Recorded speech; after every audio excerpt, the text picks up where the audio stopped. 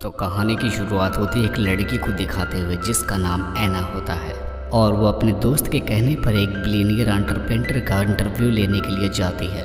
दरअसल यहाँ पर हम जान पाते हैं कि पहले तो इंटरव्यू एना की फ्रेंड लेने वाली थी, लेकिन उसकी तबीयत ख़राब हो जाने की वजह से एना को ही जाना पड़ता है। लेकिन अब हम देखते हैं कि एना जब क्रिस्टियन के पास उसका इंटरव्यू लेने के लिए जाती है तो वैसे ही वो उसे देखकर नर्वस हो जाती है, जिसकी वजह से वो ठीक से उसका इंटरव्यू नहीं ले पाती है क्योंकि क्रिस्टियन काफ़ी ज़्यादा स्मार्ट दिख रहा था। लेकिन एना के काफ़ी नर्वस होने के बाद भी क्रिस्टियन उससे काफ़ी इम्प्रेस हो जाता है और एना के बिना पूछे उसके इंटरव्यू के सारे क्वेश्चंस के आंसर को वो उसकी फ्रेंड के पास मेल कर देता है और उसके अगले ही दिन एना की मुलाकात दोबारा से क्रिस्टियन से हो जाती है।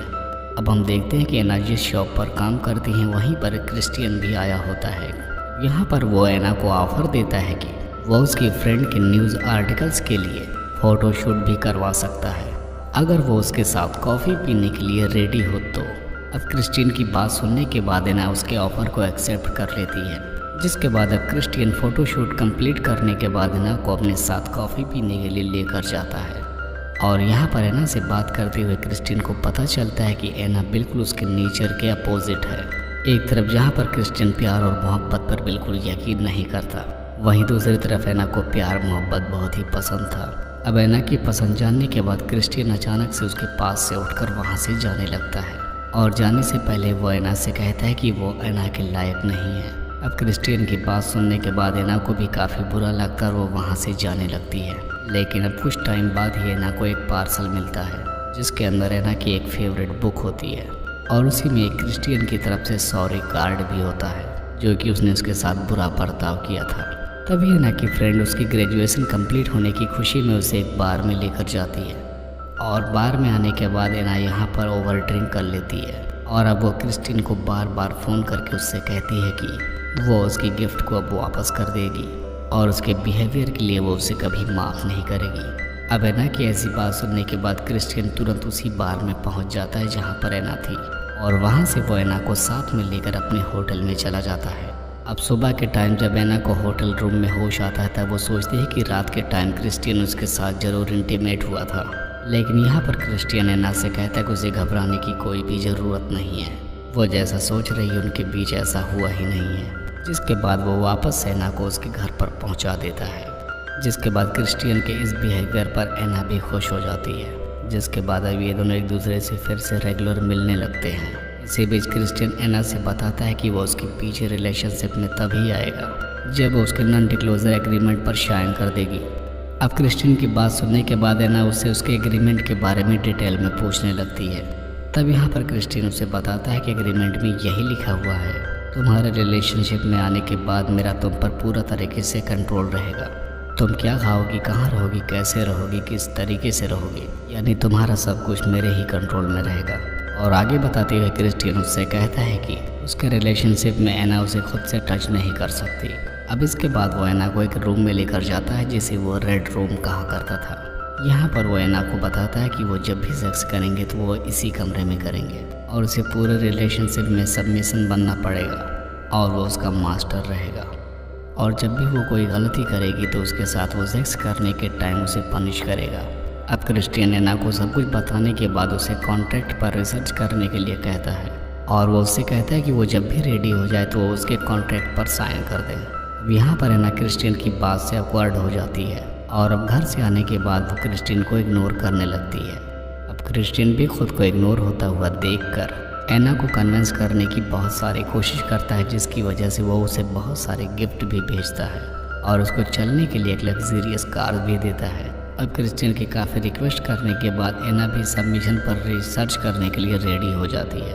लेकिन इंटरनेट पर वो जैसे ही सबमिशन लिखती है वैसे ही उसके सामने इंटरनेट की बहुत सारी तस्वीरें आ जाती हैं और उन तस्वीरों को देखकर एना डर जाती है। जिसके बाद वो तुरंत ही लैपटॉप को बंद कर देती है और अब उसे लगता है कि क्रिस्टियन भी उसके साथ ऐसा ही करना चाहता है और यही सोचकर वो डरने लगती है। दूसरी तरफ क्रिस्टियन को भी लगने लगता है कि एना शायद सबमिशन वाली बात से डर रही है। जिसके बाद अब क्रिस्टियन एना को कन्विंस करता है उसके पास आने के लिए। जिसके बाद वो एना के साथ एक सबमिशन पोजीशन परफॉर्म करता है, जिसके बाद से अब एना का डर ख़त्म हो जाता है। जिसके बाद अब वो क्रिस्टियन के साथ थोड़ा बहुत कोऑपरेट करने लगती है। लेकिन अब वो क्रिस्टियन के बार बार कहने के बावजूद उसके कॉन्ट्रैक्ट पर साइन नहीं करती। और अब एक दिन जब क्रिस्टियन अपनी फैमिली से एना को मिलवाता है, तब वहाँ पर एना बताती है कि वो कुछ दिनों के लिए जॉर्जिया जा रही है, जहाँ पर उसकी मॉम रहती है और वो उनसे मिलकर वापस आएगी। तब एना की इस बात से क्रिस्टियन फ्रस्ट्रेट हो जाता है। तब एना उसे समझाती है कि वो उसके साथ ऐसा रिलेशन नहीं चाहती जिसमें उसका खुद पर कोई भी कंट्रोल ना हो और ना ही वो अपनी मर्जी से किसी को टच कर सके, बल्कि वो सभी कपल्स की तरह एक नॉर्मल लाइफ जीना चाहती है। अब क्रिस्टियन से अपने दिल की बात कहने के बाद एना अपने मॉम के पास निकल जाती है। अब वहाँ पहुँचने के बाद जब एना क्रिस्टियन से फ़ोन पर बात करती है, तब वो उससे कहती है कि उसे उसकी बहुत याद आ रही है और वो विश कर रही होती है कि काश वो उसके पास होता। अब एना की बात सुनने के बाद क्रिस्टियन अचानक से जॉर्जिया पहुंच जाता है और वहां पहुंचकर एना को सरप्राइज करता है। अब यहाँ पर क्रिस्टियन और एना दोनों मिले ही होते हैं, तभी क्रिस्टियन को एक फ़ोन आता है और वह कॉल उठाने के बाद क्रिस्टियन बिल्कुल परेशान हो जाता है, जिसकी वजह से उसे अपने बिजनेस के सिलसिले में वापस आना पड़ता है। और एना भी अपनी मॉम से मिलकर कुछ दिनों बाद वापस क्रिस्टियन के पास आ जाती है। लेकिन यहाँ पर एना नोटिस करती है कि क्रिस्टियन जब भी उसके साथ इंटीमेट होता है तो उसके साथ नए नए परफॉर्मेंस करता है और हर बार उसकी फैंटेसी बढ़ती ही जा रही थी। अब क्रिस्टियन की बिहेवियर से एना बहुत हर्ट हो जाती है और वो उसे इस बात से बिगड़ने लगती है कि वो उसके साथ नॉर्मल रिलेशन में रहे। और यहाँ पर एना उससे अब एग्जैक्ट रीज़न पूछती है कि आखिर वो उसके साथ क्या करना चाहता है, जिसके लिए उसे कॉन्ट्रैक्ट पर साइन करनी होगी। अब एना की बात सुनने के बाद क्रिस्टियन उससे कहता है कि उसका नेचर ही ऐसा है जिसकी वजह से वो बाकियों की तरह नहीं रह सकता। उसकी बस एक ही फैंटेसी है कि वो बहुत से भी ज़्यादा तरीक़ों से सेक्स करना चाहता है। अब क्रिस्टियन की बात सुनने के बाद एना काफ़ी गुस्से में आ जाती है और क्रिस्टियन को उसके बहुत सारे तरीक़ों में से एक ही तरीका परफॉर्म करने को कहती है। अब क्रिस्टियन एना की बात सुनने के बाद उसे समझाने की काफ़ी कोशिश करता है और उसको वार्निंग भी देता है, लेकिन एना अपनी ज़िद पर ही अड़ी रहती है। अब आखिरकार क्रिस्टियन एना को रेड रूम में लेकर जाता है, जिसके बाद वो उसके साथ एक ही तरीका परफॉर्म करता है, जिसकी वजह से एना को बहुत तकलीफ़ होती है।